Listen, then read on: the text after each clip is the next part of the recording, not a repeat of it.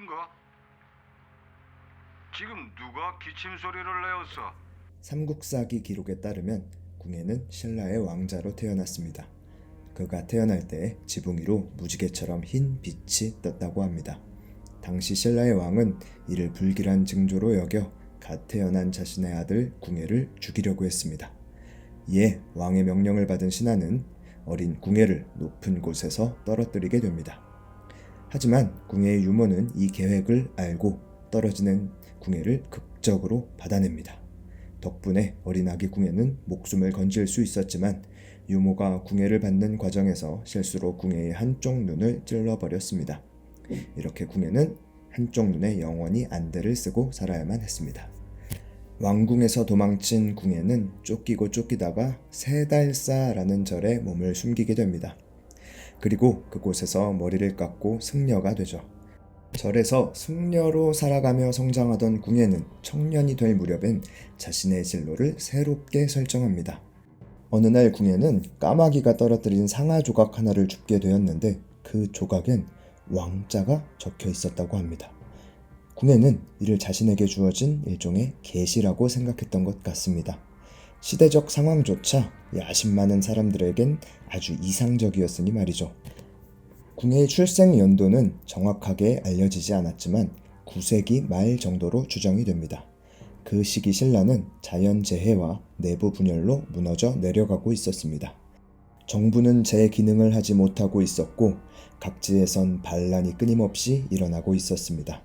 무너져가는 신라 정부의 영향력은 수도 금성 주변에야 겨우 미치는 상황이었고 각 지방에선 호족이라고 불리는 지방의 실력자들이 스스로의 성을 쌓고 자신만의 세력을 형성하여 중앙에 대항하고 있었죠. 그렇게 청년 궁예는 절을 나왔고 자신의 야심을 실현하기 위해 기원이라는 호족 밑에 들어갔습니다. 하지만 기원은 궁예의 재능을 인정해주지 않았고 오히려 그를 업신여기고 예우하지도 않았죠. 이에 궁예는 기원을 떠나 지금의 강원도 원주 지방에서 활약 중이던 양길이라는 호족을 새로운 주군으로 섬기게 됩니다. 양길은 기원과는 달리 궁예의 재능을 인정하고 잘 대우해줍니다. 자신의 가치를 인정받은 궁예는 자신의 군사적 재능을 마음껏 펼칠 수 있었고 여러 지역을 돌아다니며 다수의 전투에서 승리를 거둡니다. 삼국사기의 저자는 이때 당시의 궁예를 병사들과 즐거움, 괴로움, 어려움, 편안함을 모두 함께 하였고 상벌에 있어서는 공정하고 사사로움이 없는 사람이었다 라고 평했습니다. 그렇게 점점 영향력을 길러가며 자신만의 세력을 갖게 된 궁예는 이젠 자신을 거둬줬던 양길마저 제압하고 지금의 경기도, 황해도, 강원도 일대를 장악하게 됩니다.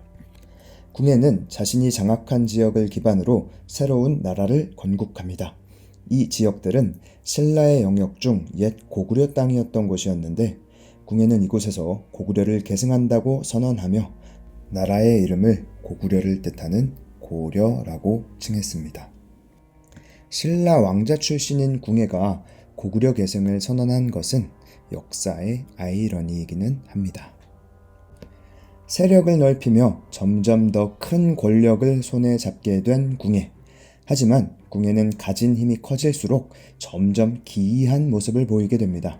그는 자신을 미륵이라고 칭하고 화려한 옷으로 치장하고 길을 지날 땐 비단으로 장식한 흰 말을 타고 다녔다고 합니다.